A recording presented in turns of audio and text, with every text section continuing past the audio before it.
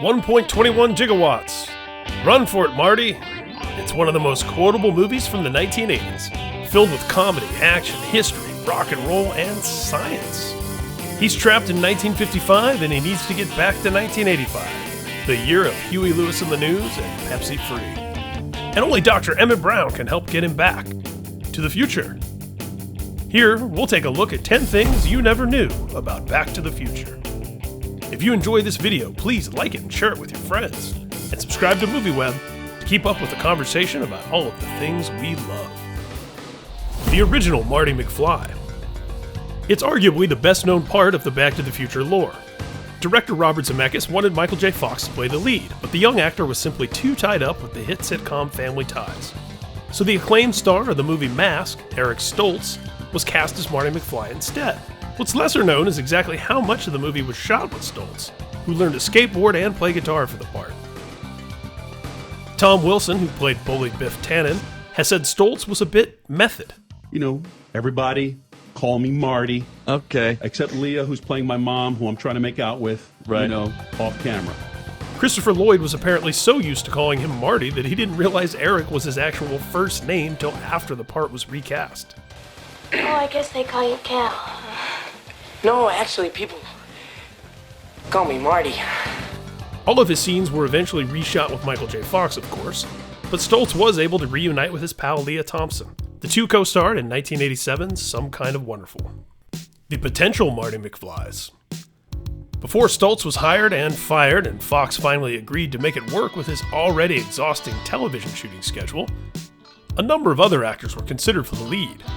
Those names include Johnny Depp, John Cusack, Ralph Macchio, and C. Thomas Howell, who was said to be in close contention with Stoltz. The potential Doc Browns.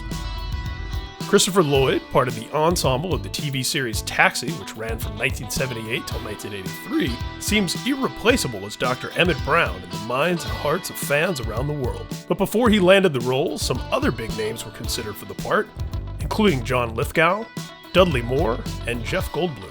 Imagine those memes. The original Biff. Tim Robbins was one of the actors considered for the role of Biff before it was ultimately given to Tom Wilson.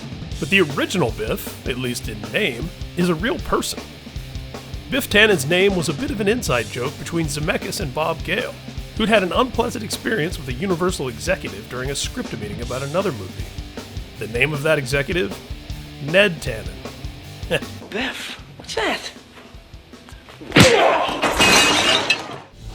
A Tale of Two Presidents. Whittier High School stands in for the fictitious Hill Valley High School in Back to the Future. It's the school attended by future President Richard Nixon as a teenager. There's of course a great joke about Ronald Reagan, a two-term president in the 80s, and Back to the Future.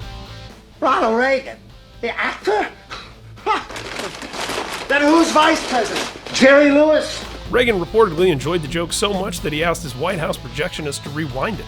He even quoted Back to the Future in his 1986 State of the Union address, and was said to have been offered a small role in Back to the Future 3. He would have been the mayor of the Old West Hill Valley. Spaceman from Pluto. Time travel flicks like The Final Countdown, Time Bandits, and Somewhere in Time were all box office failures, which reportedly led at least one studio executive to an anxiety-induced last-minute suggestion. Sid Sheinberg has since denied thinking it was a good idea, but producer Steven Spielberg contends that the executive very seriously introduced the idea of retitling the movie to Spaceman from Pluto. Darth Vader from Vulcan would have undoubtedly been a more expensive proposition. Other reports contend that Sheinberg was more concerned about the chimpanzee. Yes, there was almost a chimp in Back to the Future. The original script gave the professor, later changed to Doc, a chimp named Chimp. Thank you, studio executive, for making sure we got the lovable Einstein instead. Doc Brown's tribute to Dr. Strangelove. There's a Stanley Kubrick Easter egg in Doc Brown's garage. A label on the amplifier reads CRM 114. The same name as a piece of equipment in Dr. Strangelove. The Power of Love. Huey Lewis, who sings the hit soundtrack songs Back in Time and The Power of Love, plays one of the judges who is unimpressed by Marty's flashy guitar shredding. Huey Lewis in the News turned down an offer to write the theme song for Ghostbusters. Legend has it that Ghostbusters producers played I Want a New Drug by Lewis to Ray Parker Jr. and asked him to write something similar. Ghostbusters certainly does sound similar. The two songwriters reached an out-of-court settlement in 1995. To Be Continued was not seen in theaters. Chalk it up to the Sinbad made a genie movie phenomenon. But no matter how many people claim otherwise, the phrase "to be continued" simply was not seen in theaters. It wasn't added to the end of the film until the home video release.